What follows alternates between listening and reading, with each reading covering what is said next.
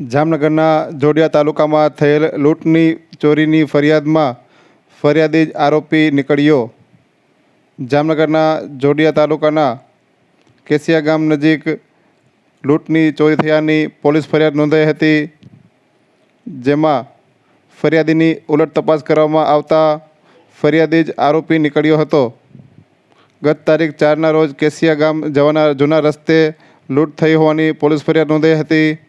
પોલીસને તપાસ કરતા ફરિયાદી પર શંકા ગઈ હતી અને ઉલટ તપાસ હાથ ધરવામાં આવી હતી, જેમાં ઉલટ તપાસમાં ફરિયાદી મિત ગોદવાણીએ ખોટી ફરિયાદ કરી હોવાની કબૂલાત કરી હતી। પાર્ટનરશિપમાં ધંધો કરતા હોય અને યુવકે ધંધાના ₹70,000 મોજશોખમાં વાપરી નાખ્યા હતા અને કાવતરું રચ્યું હતું। બાદમાં પોલીસે તપાસ હાથ ધરતા ફરિયાદી આરોપી નીકળતા પોલીસે અટકાયત કરી છે। આ સમગ્ર મામલે ગ્રામ્ય ડીવાયએસપી રાજેન્દ્ર દેવધાએ વિગતો આપી હતી।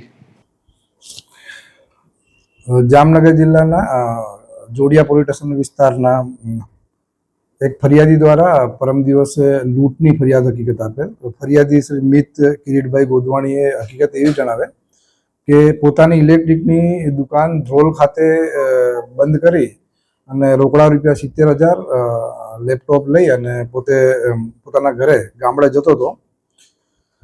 ગામડે જતા ધ્રોલથી કેસિયા જવાના રોડ ઉપર તેની સાથે 4 અજાણ્યા બુકાનીધારી ઇસમો દ્વારા 2 મોટરસાયકલ ઉપર આવી આતરી અને છરી બતાવી અને લૂંટ ચલાવી હકીકત જણાવે।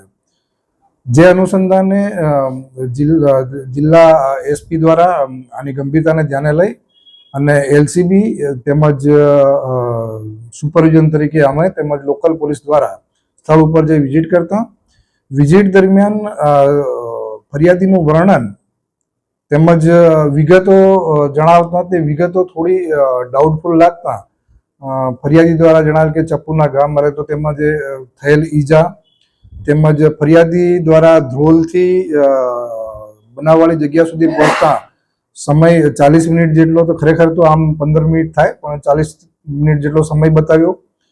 તે ઉપરાંત ફરિયાદીને રોજિંદી એની આગલા દિવસની પૂરી પોલીસ દ્વારા તપાસ કરવામાં આવેલ અને દરેક અલગ અલગ પહેલું ઉપર તપાસ કરતા ફરિયાદી ખોટો હોવાનું પ્રાથમિક દ્રષ્ટિએ જણાઈ આવતા ફરિયાદીને પછી ઊંડાણપૂર્વક પૂછપરછ કરવામાં આવેલ અને ત્યારબાદ ફરિયાદી દ્વારા ભાંગી પડી અને પોલીસ રૂબરૂ કબૂલાત આપેલ કે આ લૂંટની ફરિયાદ અમારે